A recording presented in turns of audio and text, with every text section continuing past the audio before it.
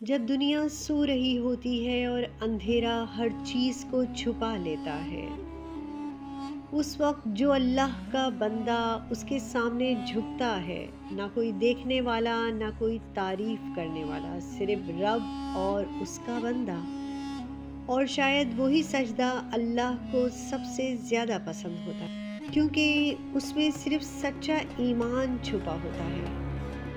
رات کے سجدے صرف عبادت نہیں ہوتے، یہ ایسی عبادت ہوتی ہے جس میں لفظوں کی ضرورت نہیں پڑتی۔ کبھی کبھی آنسو ہی دعا بن جاتے ہیں اور اللہ انہیں بھی سمجھ لیتا ہے۔ اللہ کو وہ سجدے پسند ہیں جو دل سے ہو، جو تنہائی میں ہو، جو صرف اس کی رضا کے لیے ہو۔ اللہ کے لیے سب سے پیارا وہ بندہ ہے جو لوگوں سے چھپ کر اس سے بات کرتا ہے۔ جو آنسو سجدے میں گرتے ہیں، یاد رکھیے وہ کبھی ضائع نہیں جاتے۔ اندھیری رات، خاموش دنیا اور اللہ کو پکارنے والا وہ بندہ جو اس کے سجدے میں ہے۔ آپ کو پتہ ہے سب سے خوبصورت آواز وہ ہوتی ہے جو سجدے میں ٹوٹ کر نکلتی ہے۔ جب کوئی نہیں ہوتا تب اللہ اس بندے کے سب سے قریب ہوتا ہے۔ کسی دور کی بات ہے، ایک چھوٹا سا گاؤں تھا جس کا نام اندھیری نگری تھا۔ یہ نام اس لیے پڑ گیا تھا کیونکہ وہاں کا ظالم بادشاہ نے لوگوں کی عبادت پر پابندی لگا رکھی تھی۔ بادشاہ کا حکم تھا، میری سلطنت میں کوئی نماز نہیں پڑھے گا، کوئی مسجد میں نہیں جائے گا اور نہ ہی کوئی اللہ کا نام لے گا۔ بادشاہ نے گاؤں کی سب سے خوبصورت مسجد پر تالا لگوا دیا تھا اور اس کے دروازے لوگوں کے لیے بند کر دیے تھے، اور ساتھ ہی ساتھ ایک سخت سزا کا اعلان کیا تھا، جس نے بھی نماز پڑھی یا اللہ کا نام لیا اس کی زبان کاٹ دی جائے گی اور اس کے گھر کو آگ لگا دی جائے گی۔ لوگ خوفزدہ تھے، ان کے چہروں پر اداسی تھی، دلوں میں درد تھا۔ دن کو تو سب اپنے اپنے کاموں میں مصروف رہتے، لیکن رات کے اندھیرے میں تب یہ مظلوم لوگ اپنے اپنے گھروں کے تہہ خانوں میں، گھنے جنگلوں میں چھپ کر آنسوؤں کے ساتھ اللہ کی عبادت کرتے، اپنے اللہ کو راضی کرتے۔ وہ آہستہ آواز میں قرآن پڑھتے، نماز پڑھتے اور دعا کرتے، یا اللہ ہمیں ظالم بادشاہ سے نجات دلا۔ انہی مظلوم لوگوں میں ایک بیوہ ماں اور اس کا بیٹا بھی تھا۔ ماں کا نام آمنہ تھا اور بیٹے کا نام حامد۔ حامد ابھی صرف 12 سال کا تھا، لیکن اس کا ایمان بہت مضبوط تھا۔ وہ اپنے اللہ پر بہت بھروسہ کرتا تھا اور یہ بھروسہ اسے اس کی ماں نے سکھایا۔ بیٹا، دنیا کے بادشاہ جتنے بھی ظالم کیوں نہ ہو، اصل بادشاہ تو اللہ ہے۔ وہ ہر مشکل سے نکالنے کی طاقت رکھتا ہے۔ بس اپنے اللہ پر بھروسہ رکھنا، وہ تمہیں کبھی مایوس نہیں کرے گا۔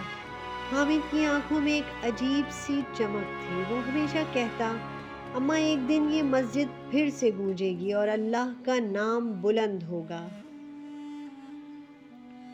اس کی ماں اکثر اسے کہا کرتی، انشاءاللہ ایسا دن ضرور آئے گا۔ ایک دن بادشاہ کے جاسوسوں کو پتہ چل گیا کہ گاؤں کے لوگ رات کو چھپ کر عبادت کرتے ہیں۔ بادشاہ کو بہت غصہ آیا اور وہ آگ بگولا ہو گیا۔ اس نے فوج بھیجی اور 20 افراد کو پکڑ کر قید خانے میں ڈال دیا گیا۔ ان میں حامد کی ماں بھی تھی۔ جس وقت فوجی آمنہ کو اٹھا کر لے جا رہے تھے، حامد نے ماں سے کہا، اماں آپ فکر نہ کریں، میں اللہ پر بھروسہ رکھتا ہوں، میں آپ کو اور سب کو ضرور رہا کروا لوں گا۔ ماں نے آنسو پوچھتے ہوئے کہا، بیٹا یاد رکھنا، اللہ کے سوا کوئی مددگار نہیں، وہ تیرے ایمان کو دیکھے گا۔ حامد نے اپنا بیگ اٹھایا اور گاؤں سے باہر نکل گیا۔ اس نے دل میں ٹھان لی تھی کہ جب تک اپنی ماں اور دوسرے مظلوموں کو رہا نہیں کرواتا وہ چین سے نہیں بیٹھے گا۔ لیکن وہ تنہا ایک کمزور لڑکا تھا اور وہ بادشاہ طاقتور فوجیوں کے ساتھ مقابلے میں کھڑا تھا۔ حامد گاؤں سے کچھ دور ایک گھنے جنگل میں پہنچا۔ وہاں اس نے ایک بہت پرانا درخت دیکھا جس کے نیچے ایک غار تھا۔ حامد نے سوچا رات یہیں گزار دے۔ جب وہ غار کے اندر گیا تو اس نے دیکھا کہ وہاں ایک بوڑھا بابا بیٹھا ہے جس کے بال اور داڑھی سفید تھے۔ بابا نے کہا، آؤ بیٹا، میں جانتا ہوں تم پر کیا گزری ہے۔ میں وہی ہوں جو اس گاؤں کا امام تھا۔ جب مسجد کھلی ہوئی تھی بادشاہ نے مجھے بھی جلا وطن کر دیا تھا۔ حامد کو بابا کو دیکھ کر بہت خوشی ہوئی۔ اس نے بابا کو سارا حال سنایا۔ بابا نے کہا، حامد، یہ بادشاہ اصل میں بہت ڈرپوک ہے۔ اسے اللہ کے نام سے ڈر لگتا ہے، اسی لیے وہ عبادت پر پابندی لگاتا ہے کہ ایسا نہ ہو لوگوں کی دعائیں قبول ہو جائیں۔ لیکن اس کے دل میں ایک کمزوری ہے، وہ منتیں ماننے کا بہت شوقین ہے۔ اسے لگتا ہے کہ اس کے بت اس کی حفاظت کرتے ہیں۔ اگر تم اسے ایک معجزہ دکھا دو گے کہ اللہ کی عبادت کرنے والے کبھی نہیں مرتے تو شاید اس کا دل بدل جائے۔ حامد نے پوچھا، بابا لیکن یہ معجزہ میں کیسے دکھا سکتا ہوں؟ بابا نے مسکراتے ہوئے کہا، تم اپنے رب پر بھروسہ کرو۔ تمہارے پاس سب سے بڑا معجزہ ہے، تمہارا ایمان اور اللہ پر بھروسہ۔ بس ایک کام کرو، تم کل صبح بادشاہ کے محل کے سامنے کھلے عام اذان دو، میں تمہارے ساتھ ہوں گا۔ اگلی صبح جب سورج نکلا حامد نے غسل کیا، پاک صاف کپڑے پہنے اور بابا کے ساتھ محل کے مرکزی دروازے پر جا کھڑا ہوا۔ اس نے اپنے پھیپھڑوں سے پوری طاقت سے اذان دینا شروع کری، اللہ اکبر اللہ اکبر۔ آواز پورے شہر میں گونج اٹھی۔ لوگ حیران تھے، اتنے سالوں کے بعد کسی نے اذان دی تھی۔ جب یہ اذان بادشاہ کے کانوں میں پہنچی تو بادشاہ غصے سے لال پیلا ہو گیا۔ اس نے فوراً حکم دیا، اس بچے کو پکڑو اور میرے سامنے لاؤ۔ فوجیوں نے حامد کو گھیر لیا لیکن حامد کے چہرے پر کوئی خوف نہ تھا۔ بابا وہیں کھڑے رہے۔ حامد کو محل کے اندر لے جایا گیا۔ بادشاہ اپنے تخت پر بیٹھا تھا، ہاتھ میں تلوار لیے ہوئے۔ بادشاہ چلایا، اے نادان بچے، کیا تمہیں میرا حکم نہیں معلوم؟ میں نے اذان منع کر رکھی ہے۔ تم اپنی سزا سن لو، تمہاری زبان کاٹ دی جائے گی اور تمہیں قید خانے میں ڈال دیا جائے گا۔ حامد نے بہت ہی پیار سے جواب دیا، بادشاہ سلامت، آپ میری زبان کاٹ سکتے ہیں لیکن میرے دل سے اللہ کا نام نہیں کاٹ سکتے۔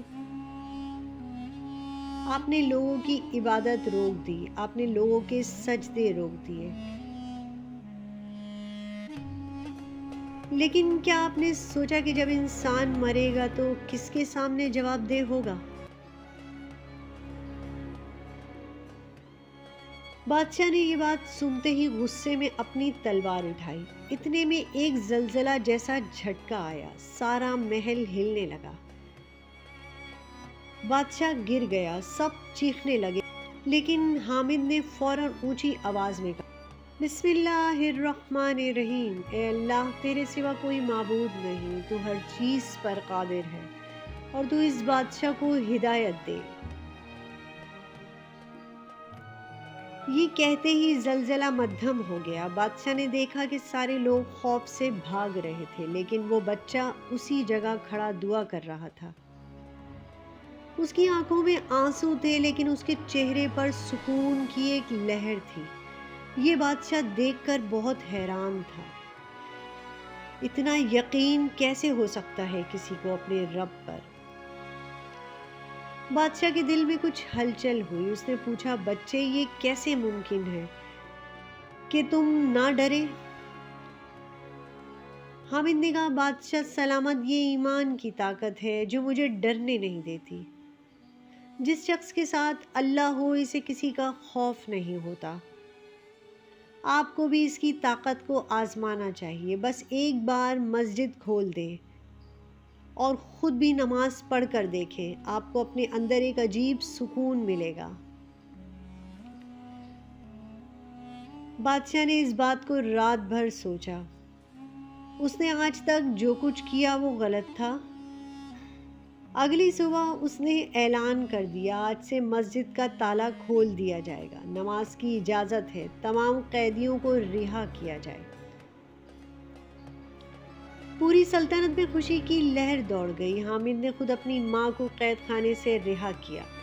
لوگ حامد کو دعائیں دینے لگے، لیکن حامد نے کہا، مجھے نہیں، اللہ کا شکر کرو جس نے یہ سب ممکن کیا۔ اس نے میرے ایمان کو مضبوط کیا اور تم سب کی بھی مدد کی۔ بادشاہ نے اپنی غلطی کا اعلان پوری سلطنت کے سامنے کیا اور خود مسجد میں جا کر نماز ادا کی۔ اس نے حامد سے معافی بھی مانگی اور کہا، آج سے یہ شہر اندھیری نگری نہیں بلکہ نور والا گاؤں کہلایا جائے گا۔ حامد نے اپنی ساری زندگی لوگوں کو ایمان کی ہدایت سکھائی۔ اس کی ماں آمنہ نے بڑھاپے میں گاؤں کی بچیوں کو قرآن پڑھایا اور وہ مسجد جس پر کبھی تالا تھا آج ہمیشہ کھلی رہتی ہے اور اس پر اللہ کا نام بلند رہتا ہے۔ یاد رکھیے، اللہ پر بھروسہ کرنے والے کبھی ہار نہیں مانتے۔ یہ کہانی ہمیں سکھاتی ہے کہ اصل طاقت نہ دولت میں ہوتی ہے، نہ فوج میں، نہ بادشاہت میں، بلکہ اصل طاقت ایمان میں ہوتی ہے۔ حامد ایک کمزور سا 12 سال کا بچہ تھا، نہ اس کے پاس ہتھیار تھے نہ کوئی لشکر، لیکن اس کے پاس ایک چیز تھی جو سب سے زیادہ طاقتور تھی، اللہ پر مکمل یقین۔ اندھیری نگری کے لوگ ڈرتے گئے، وہ سچ جانتے تھے لیکن خوف نے ان کی زبان بند کر دی تھی۔ لیکن حامد نے انہیں سکھایا کہ جو اللہ سے جڑ جاتا ہے وہ دنیا سے نہیں ڈرتا۔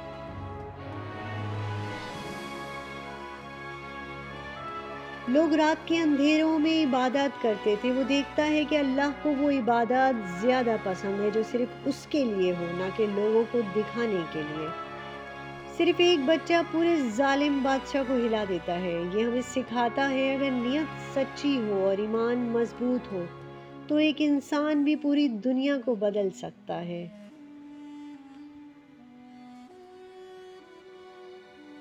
جب سب کچھ ختم ہوتا نظر آیا تو حامد نے لڑائی نہیں کی، یاد رکھیں، اس نے دعا کی اور وہی لمحہ سب کچھ بدل گیا۔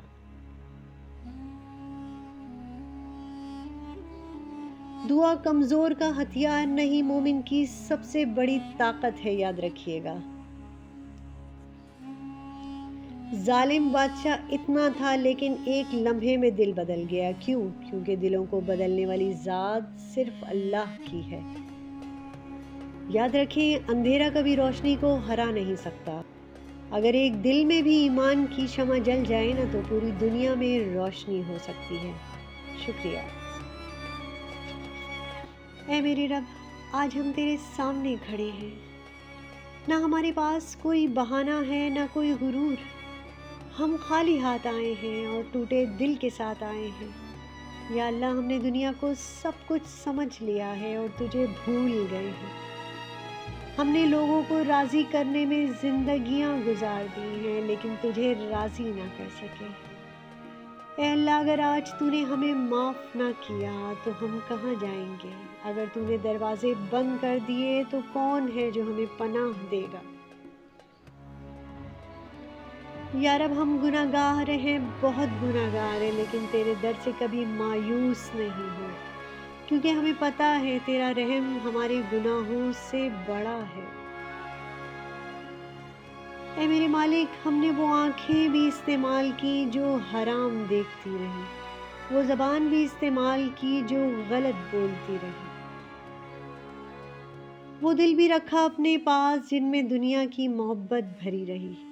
لیکن یا اللہ، آج ہم سب کچھ چھوڑ کر تیرے پاس آئے ہیں۔ یا اللہ، ہمیں معاف کر دے، ایسے معاف کر دے کہ دوبارہ گناہ کی دل میں جگہ ہی نہ ہو۔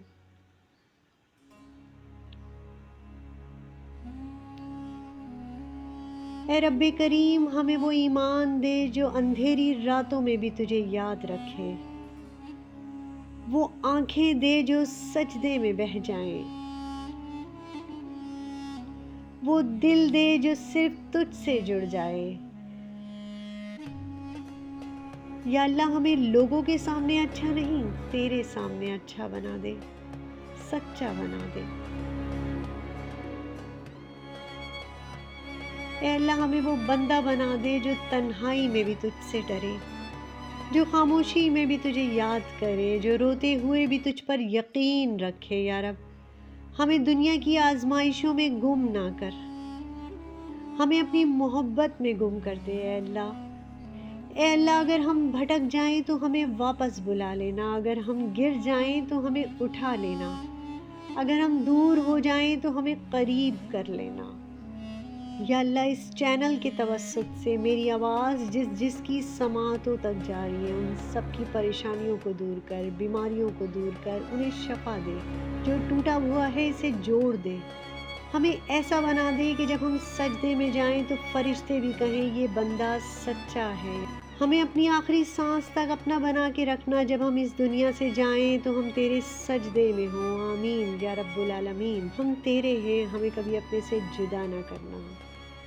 ہماری دعاؤں کو، میرے سننے والوں کی دعاؤں کو قبول کرنا۔ آمین یا رب العالمین۔